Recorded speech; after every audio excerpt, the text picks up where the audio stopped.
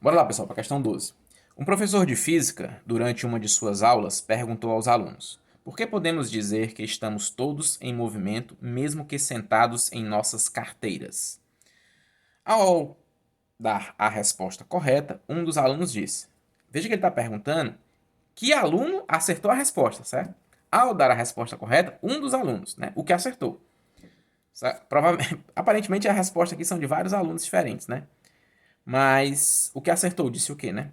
Aí um dos alunos disse: porque o Sol sempre é o referencial adotado, uma vez que é o corpo mais massivo do sistema solar. Então estamos executando o movimento de translação com a Terra. Primeira coisa, já vimos, né, que o referencial não precisa ser sempre o Sol, então esse item está errado. É muito comum nas questões ser colocado sempre essa história de que o Sol é sempre o referencial e etc. Mas isso não está correto. B. Porque se adotarmos um referencial no espaço como a Lua, a Terra estará em movimento e nós nos movimentamos com o planeta. Esse é o item correto. Sempre vai existir um referencial que eu considere que faça com que nós estejamos em movimento. Do mesmo jeito que sempre vai existir um que eu considere que nós estaremos em repouso. Por exemplo, de acordo com o enunciado, nós, alunos, né, estamos sentados nas nossas carteiras, em nossas carteiras. As carteiras, em relação ao chão, estão em repouso e os alunos sentados nas carteiras em relação ao chão estão em repouso. Então, eu sempre posso escolher um referencial para os quais eles estivessem em repouso e sempre posso escolher um referencial para os quais eles estejam em movimento. Por isso que o B é o correto. Mas vamos analisar o C e o D. C. Por que a Terra executa um movimento de translação ao redor do seu próprio eixo? O movimento da Terra em relação ao seu eixo é o de rotação, né? Não é o de translação, né? Então isso aqui já está errado, né? E não é por isso também. Mesmo que fosse rotação, né? A Terra executa um movimento de rotação em relação ao seu próprio eixo. A Terra executa um movimento de rotação em torno do seu próprio eixo, correto? Mas nós giramos junto com ela. Então nós estaríamos em repouso, certo? Em relação a ela. D. Porque nada pode permanecer totalmente parado. Cuidado, né? Isso é meio complicado, né? Esse negócio de sempre. É meio difícil dizer isso, né? Nada pode permanecer totalmente parado. Eu posso escolher um referencial para os quais algo esteja totalmente parado, né? Nós já até falamos sobre isso. Então esse item está errado. Então, como a gente já falou, o item correto é o item B. 13. A respeito dos conceitos de movimento e repouso, trajetória e referencial, marque a alternativa correta. A trajetória é o caminho feito por um corpo independentemente do referencial adotado. Trajetória é o caminho percorrido por um corpo, feito por um corpo? Sim. Mas na questão que eu disse isso, eu até falei. Mas sempre em relação ao referencial adotado. E aqui está dizendo independentemente. Então esse independentemente está tornando o item errado. O correto seria sempre. A trajetória é o caminho feito por um corpo sempre em relação ao referencial adotado, né? Ou não ter nada, né? Só assim, né? O caminho percorrido por um corpo em relação ao referencial adotado. Pronto, já estava o suficiente. Mas o que eu quis dizer, como sempre, né, que a gente sempre considera isso, a trajetória, sempre em relação a um determinado referencial. B. Movimento e repouso são conceitos relativos, pois dependem da trajetória adotada pelo móvel. Movimento e repouso são conceitos relativos, pois dependem da trajetória adotada pelo móvel. Esse item tá meio perigoso, não tá não? O que é que vocês acham? Movimento e repouso são conceitos relativos. Correto, né? Relativos a quem? Ao referencial. Mas sempre dependem da trajetória adotada pelo móvel? Isso está meio estranho, né? Não, eles não dependem da trajetória adotada pelo móvel. A trajetória é que depende do referencial, né? Na verdade, o movimento e repouso dependem do referencial e a forma da trajetória depende do referencial. Lembram do ponto na hélice do avião? Do ponto na hélice do avião? A trajetória do ponto na hélice do avião, aqui de novo, ó. A trajetória desse ponto na extremidade da hélice do avião dependia do referencial. Se fosse o avião ou o piloto, tanto faz, a trajetória era uma circunferência. Se fosse uma pessoa fora do avião, a trajetória seria essa hélice cilíndrica. Tá bom? Então, o item B está errado. O C. O referencial é o corpo a partir do qual as observações dos fenômenos são feitas. O Sol é considerado um referencial privilegiado, porque é o corpo mais massivo do Sistema Solar. Faz tempo que eu escolhi essas questões, eu nem me lembrava que tinha tantas questões falando do Sol, mas como eu já tinha comentado antes, isso é muito comum em questões teóricas. Sempre falar do Sol, sempre querer enganar você falando do Sol. Mas isso não tem nada a ver. O Sol não é sempre referencial e nada disso é verdadeiro. Mas vamos analisar pedaço por pedaço do item, já que ele é meio grande, né? O referencial é o corpo a partir do qual as observações dos fenômenos são feitas. Isso até está correto. O que está errado é isso daqui, ó. O Sol é considerado um referencial privilegiado, porque é o corpo mais massivo do Sistema Solar. Ou seja, privilegiado no sentido de ser preferencial. Não, isso não existe. Isso está errado. Qualquer corpo pode ser referencial. D. A trajetória é o caminho executado por um móvel em relação a um referencial adotado. Pronto, isso aqui foi o que a gente até definiu na questão sobre trajetória, que era para definir trajetória. A gente disse que trajetória era isso daí. Tudo bem, pessoal? E o E? Assim, beleza, então. O D é o verdadeiro, né? Vamos ver por que está falso o E. Mesmo que a Terra seja tomada como referencial, nunca podemos dizer que os prédios e as demais construções estão em repouso. Já pensou? Ele está dizendo que os prédios não estão em repouso em relação à Terra. Esse item é o mais absurdo de todos, né? A gente, até intuitivamente, diz que os prédios estão em repouso.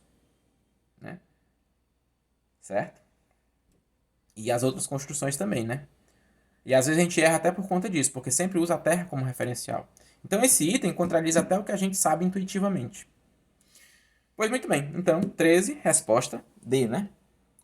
Vamos adiante. Pronto, chegamos nas questões de cálculo, né? Ótimo, né? Vamos fazer algumas contas. Vamos lá. Questão 14. O tempo também pode ser representado em um eixo. Ele está afirmando isso, né? Ele está aqui, ó. O tempo representado em um eixo.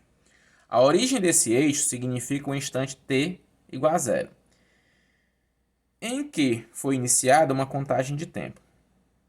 Pode ser o início de um dia, 0 hora, por exemplo, mas pode ser um momento qualquer em que um cronômetro foi acionado para começar a medir a duração de algum fenômeno. Olha como é importante saber o que é fenômeno. Né? Tá aparecendo nas questões. Para você entender bem a questão, você tem que saber o que é. Eu já falei, fenômeno não é nada extraordinário. Fenômeno para física é só alguma coisa que eu estou observando. Tudo bem? Pronto. Então, aqui, é bom que vocês leiam bastante o enunciado da questão 14, porque ele está explicando uma coisa muito importante, que é o que é tempo. Né? Como eu medir o tempo, para ser mais específico. O tempo pode ser representado em um eixo. A origem desse eixo significa o instante t igual a zero, em que foi iniciada a contagem do tempo. Aí ele diz, ó, essa contagem, né? Como é que ele diz? Pode ser o início do dia, ou seja, essa contagem pode começar no início do dia, 0 hora, por exemplo. Mas pode ser um momento qualquer em que um cronômetro foi acionado para começar a medir a duração de algum fenômeno. Então, uma pessoa está correndo, aí você está lá marcando o tempo. Quando ela parte, você liga o cronômetro, certo? Pronto, aquilo é o tempo zero, na hora que você aciona o cronômetro. Vamos, continuando. Após observar o eixo T representado a seguir, faça o que se pede. Tá aí o eixo, né? Beleza. Determine o intervalo de tempo entre os instantes 10 minutos e 60 minutos. Intervalo de tempo, pessoal, intervalo de tempo é o delta T, tá bom? Delta T. E o delta T é o tempo final menos o tempo inicial. Tempo final menos tempo inicial. Aí olha a pergunta. Determine o intervalo de tempo entre os instantes 10 minutos e 60 minutos. Quem é o inicial? 10. Quem é o final? 60. Então, quem é o delta T? 60 menos 10. 50 minutos. O ruim de ser canhoto é isso, né? Porque quando eu estou escrevendo, eu estou tampando, né? O que vocês deveriam estar vendo, né? Mas é o jeito, né? Então, ΔT, tempo final menos tempo inicial, 60 menos 10, 50 minutos. Tranquilo? Perfeito. Aí, no B tem uma pergunta. O que significa o instante menos 20? Aí você existe tempo negativo? E pode. Se você puder dar uma interpretação para ele, pode. Se você começa a acionar o cronômetro agora, certo? E aquele é o momento zero, o que significa o menos 20 minutos? Algo que aconteceu 20 minutos antes de acionar o cronômetro. Isso é que significa o instante menos 20. Tá bom? C. Determine o intervalo de tempo entre os instantes menos 20 e 30 minutos. Intervalo de tempo, ΔT, de novo é o tempo final, menos o tempo inicial. O intervalo de tempo entre os instantes menos 20 minutos e 30 minutos. Então, esse intervalo de tempo é 30 minutos menos 20. Cuidado, hein? Final menos inicial. 30 menos 20. Já tem um menos aqui, ó, do próprio número. Então, é 30 menos 20. Fica como? 30 menos 20. Mais 20, né? Menos com menos, na multiplicação, né? Que é o caso aqui, dá mais. Então, 30 mais 20, 50 minutos. Esse é o intervalo de tempo. Tranquilo? Ótimo. Vamos adiante. Questão 15. Um automóvel aproxima-se de um paredão, como ilustra a figura. É incorreto afirmar. Olha só, hein? Vocês têm que ter muito cuidado quando estiver resolvendo uma questão sobre questões que perguntam um item incorreto, porque a gente é muito acostumado a marcar o correto, né? E outra coisa, pessoal. Essas questões de alternativa, teve gente que errou isso no simulado de matemática. É para marcar só um item, tá bom? A não ser que a questão diga o contrário. Mas é para marcar só um item. Teve gente que marcou 3 itens na prova de matemática. É só um. E outra coisa, se você está fazendo uma prova e você não sabe a resposta, chute, ao menos. Teve gente que não chutou as respostas no simulado de matemática, né? Tudo bem? Mas vamos lá.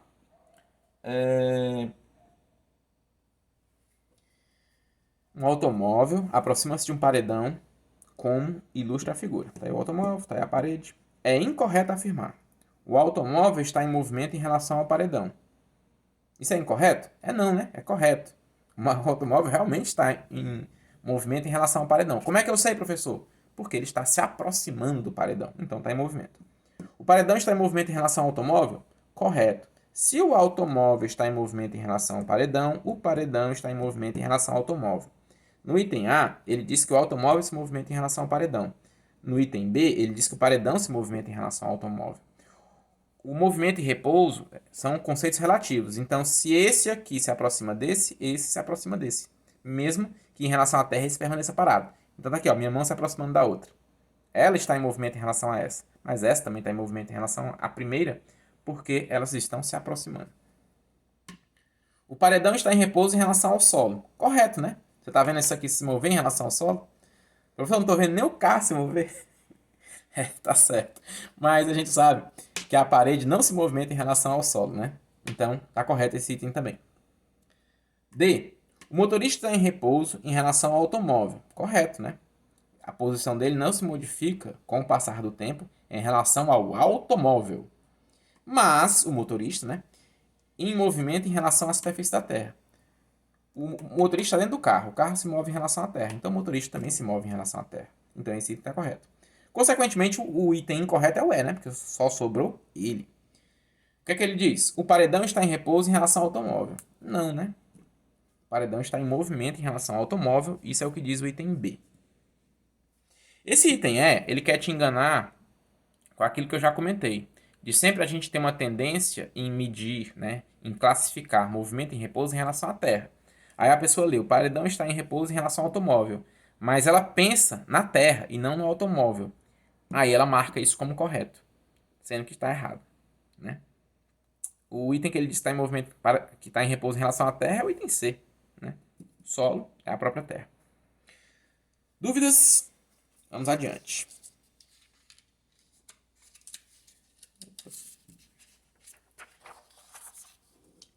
10. Aliás, 10 não, 16, né? A página que é a página 10. Na figura, temos uma trajetória orientada, onde O é a origem dos espaços. Cuidado, hein? Agora é a origem dos espaços, não é mais de tempo não, tá bom? Espaço em metros. Uma partícula entra em movimento no instante t0 e avança no sentido da trajetória até o instante t2. Então a partícula inicia o movimento no instante t0, tá aqui, ó, t0, tá aqui a partícula, e avança em relação ao, e avança até o instante t2.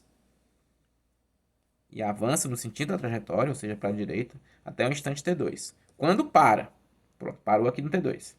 Em seguida, passa a mover-se no sentido contrário ao da trajetória, passando pelo ponto de partida no instante t4 e pela origem dos espaços no instante t5 e parando no instante t6. Então, ó, a partícula parte no t0, se deslocando para a direita, para no instante t2, na posição 60 metros, e em seguida retorna para o lado esquerdo, chegando no ponto de onde iniciou o movimento no instante t4, certo? E continua.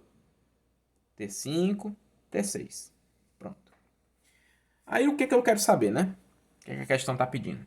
Para essa partícula, quanto valem os espaços S0, S1, S2, S3, S4, S5 e S6, respectivamente, nos instantes T0, T1, T2, T3, T4, T5, T6. Pronto. Então vamos lá. S0 é no instante T0. No instante T0 ela estava onde? No 20, né não?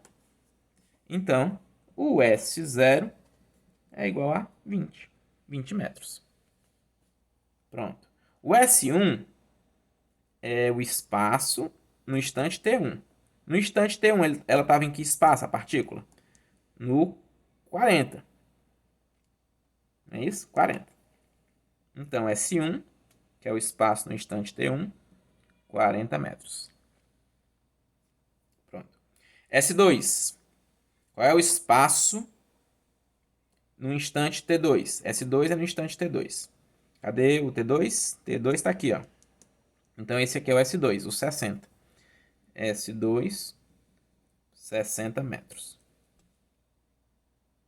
Pronto. S3 é o espaço no instante T3.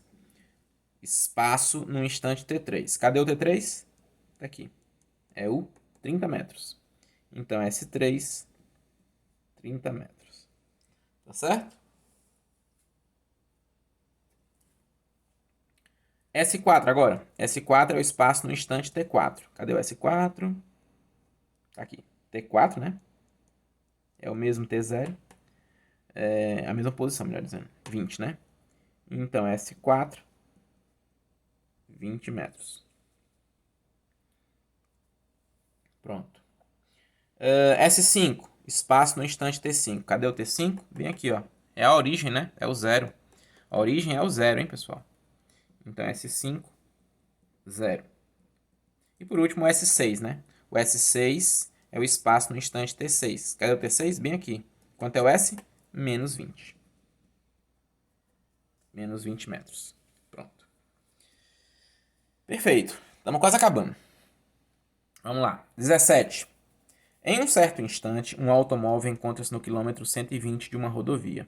Em outras palavras, o espaço do automóvel nesse instante é igual a 120 quilômetros. Isso significa que o automóvel já percorreu 120 quilômetros. O automóvel está em movimento no referido instante, no sentido da trajetória. O automóvel nesse instante está em repouso. O automóvel encontra-se a 120 quilômetros do quilômetro zero, medidos ao longo da trajetória. A distância do local em que o automóvel está até o quilômetro zero, medida em linha reta, é 120 quilômetros necessariamente. Pronto. Então vamos ler de novo o enunciado. Em um certo instante, um automóvel encontra-se no quilômetro 120 de uma rodovia. Em outras palavras, o espaço do automóvel nesse instante é igual a 120 quilômetros. Isso significa que... Vamos lá, pessoal. O enunciado disse que o automóvel estava em movimento? Não disse, né? Ele disse que ele estava no quilômetro 120. Ele pode muito bem estar parado lá no 120. Ou ele pode estar passando pelo 120 em movimento. Eu também não sei se quando ele está passando no 120, se ele está se deslocando para cá ou para cá. Concordam? Vamos lá. Fazer aqui um eixo. Essa caneta não está muito boa. Vou fazer com essa outra.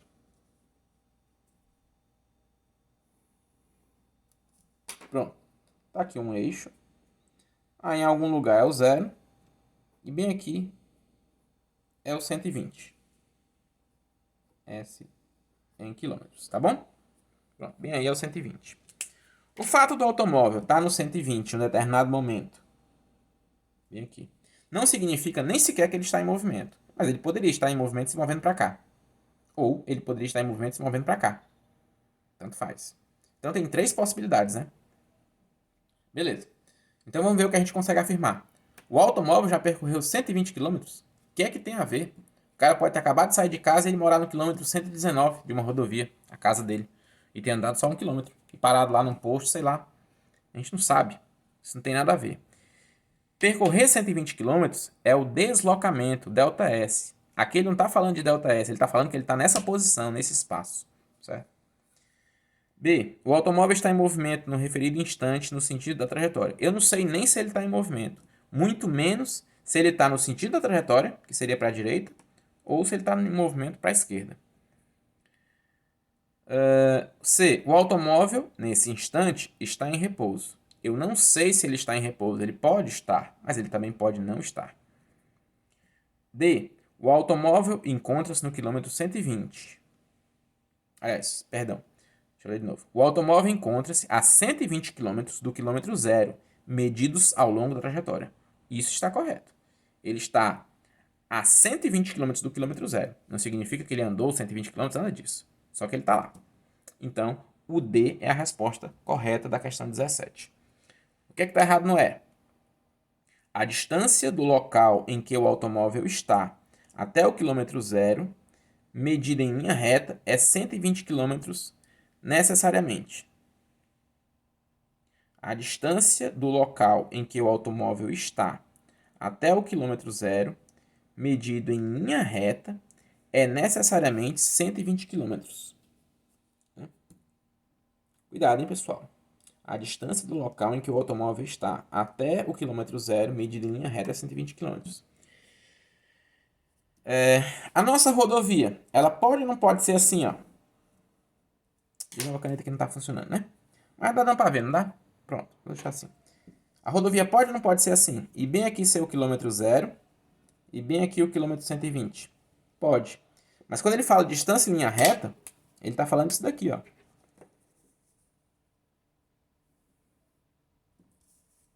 Isso aqui é 120. Mas isso aqui não é não. Isso aqui é menor. Por isso que o item E está errado. Porque ele fala que a distância em linha reta é 120 km. Mas a trajetória pode ser curva. Né? Então, por isso está errado. Alguma dúvida? Vamos adiante.